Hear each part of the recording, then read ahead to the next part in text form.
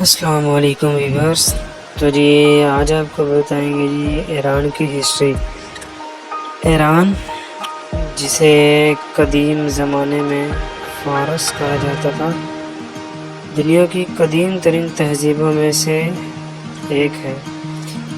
تقریباً 550 قبل مسیح میں سائرس عظیم نے بخشی سلطان قدیم کی، جو مصر سے لے کر ہندوستان تک پھیلی ہوئی تھی۔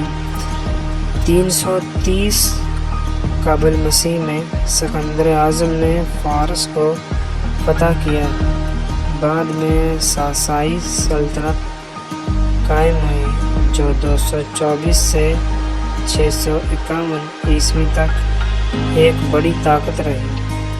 650 عیسوی میں عرب مسلمانوں نے ایران فتح کیا اور اسلام آہستہ آہستہ ایران کا اہم مذہب بن گیا۔ 1501 میں صوفی سلطنت قائم ہوئی، جس نے شیعہ اسلام کو سرکاری مذہب بنایا۔ 20ویں صدی میں شاہ محمد رضا پہلوی کے دور میں ملک میں جدید اصلاحات ہوئی۔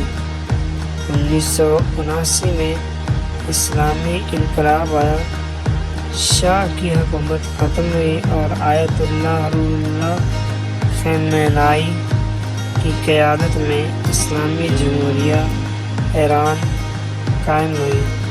آج ایران اپنی قدیم تاریخ، ثقافت، آداب، سائنس اور